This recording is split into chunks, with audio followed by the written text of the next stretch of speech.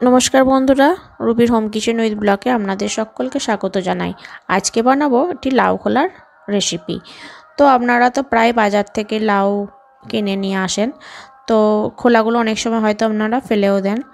তো চলুন আমি কীভাবে এই লাউ খোলা ভাজি তা আপনাদের একবার শেয়ার করি। প্রথমে আমি লাউটাকে খুব ভালো করে ধুয়ে পরিষ্কার করে নিয়েছি, নিয়ে এইভাবে আমি খোলাগুলোকে ছাড়িয়ে নিচ্ছি। সমস্ত গোটা লাউটা থেকে আমি এবার খোলাগুলো ছাড়িয়ে রাখবো। দেখুন বন্ধুরা, এভাবে সমস্ত খোলাগুলো ছাড়িয়ে রেখেছি। তো এরপর আমি ছুরির সাহায্যে আমি সরু সরু করে কেটে নেব। তো আপনারা এইভাবে একবার সরু সরু করে কেটে দেখবেন, রেসিপিটা খুব সুন্দর লাগবে। তো আমি সমস্ত খোলাগুলোকে এইভাবে কেটে নিলাম। দেখুন বন্ধুরা, আমার কাটা হয়ে গেছে খোলাগুলো।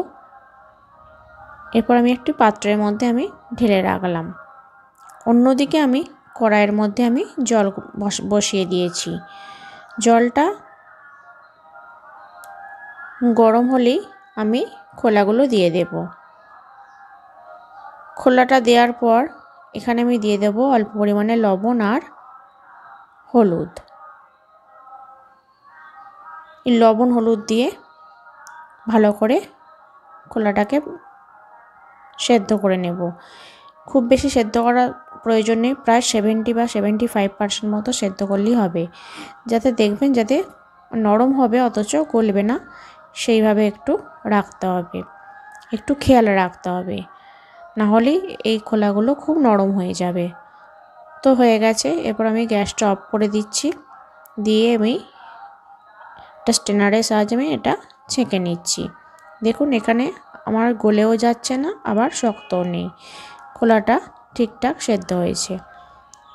তো ছেঁকে নিচ্ছি এখানে। এরপর জলটা ঝরতে থাক, অন্যদিকে আমি কড়াইয়ের মধ্যে সর্ষের তেল দিয়ে দিচ্ছি। এখানে সর্ষের তেলটা গরম হয়ে এলে কিছু পরিমাণ আমি বড়ি দিয়ে দিচ্ছি। বড়িগুলোকে খুব সুন্দর লাল লাল করে ভেজে তুলে নেব। এখানে আমার তেলের পরিমাণটা একটু বেশি আছে, তাই তেলের পরিমাণটা একটু কমিয়ে নিলাম। নিয়ে এখানে গোটা সর্ষে আর শুকনো লঙ্কা ফোড়ন দিচ্ছি। ফোড়ন দিয়ে আগে যে জলটা ঝরিয়ে রেখেছিলাম খোলাগুলো, সেটা এবার দিয়ে দিলাম। দিয়ে খুব ভালো করে হাই হিটে নাড়াচাড়া করে নেব। এরপর একটু সামান্য পরিমাণে লবণ দেব, যেহেতু আগে আমি লবণ দিয়েছিলাম, তা একদম খুবই অল্প লবণ ছড়িয়ে নিলাম। দিয়ে আবারও হাই হিটে ভালো করে নাড়াচাড়া করে নিচ্ছি। অন্যদিকে আমি বড়িগুলোকে একটু ভেঙে নেব। এইভাবে আমি সমস্ত বড়িগুলোকে ভেঙে নিচ্ছি। এরপর আমি এখানে দেব হাফ টিস্পুন মতন চিনি। তো আপনারা যদি চিনির পরিমাণটা কমিয়ে বাড়িয়ে খান বা না খান, তবে নাও দিতে পারেন। তো এখানে আমি হাফ টিস্পুন মতো চিনি ব্যবহার করলাম। আর যে আমি বড়িগুলো ভেঙে রেখেছিলাম, সেই বড়িগুলো এবার দিয়ে লো টু হাই হিটে আমি ভালো করে ভেজে নিচ্ছি। এভাবে কমিয়ে বাড়িয়ে ভেজে নিলাম।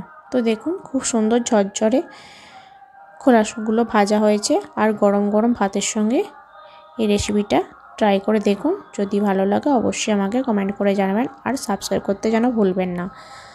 তো নতুন কোনো রেসিপি নিয়ে অন্য কোনো দিন আমি হাজির হব।